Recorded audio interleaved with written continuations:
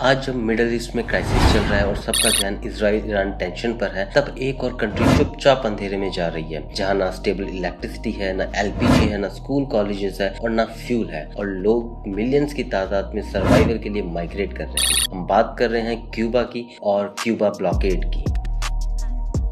इसको समझने के लिए हम चलते हैं ईयर 1959 में। ईयर 1959 में जब फिदेल कास्ट्रो ने रेवोल्यूशन के बाद पावर संभाली और अमेरिकन कंपनीज की प्रॉपर्टीज को नेशनलाइज कर दिया, तो यह डिसीजन एक यूएस के लिए बहुत बड़ा इकोनॉमिक झटका था। इसके जवाब में यूएस ने ट्रेड रेस्ट्रिक्शंस लगाने स्टार्ट किए, जो कि आगे चलकर धीरे धीरे एक फुल एम्बार्गो बन गया। फिर उसके बाद 1962 में हुआ क्यूबन मिसाइल क्राइसिस, जब यूएसएसआर ने क्यूबा को सपोर्ट करते हुए यूएस की मेजर सिटीज को टारगेट करते हुए न्यूक्लियर मिसाइल्स डिप्लॉय कर दी थी।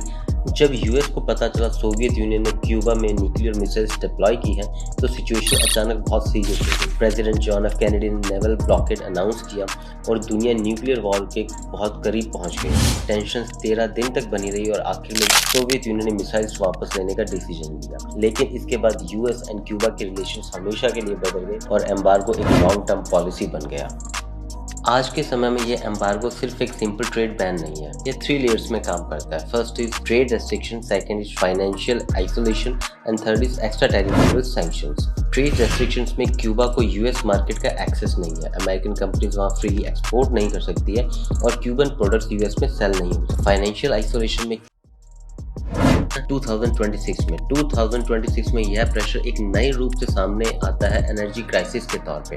क्यूबा अपनी एनर्जी नीड्स के लिए काफी हद तक इंपोर्टेड ऑयल पर डिपेंड करता है, खासकर वेनेजुएला से। अब जब वेनेजुएला से सप्लाई डिस्टर्ब्ड है, तो इसका सीधा असर क्यूबा के पावर सिस्टम पर पड़ रहा है।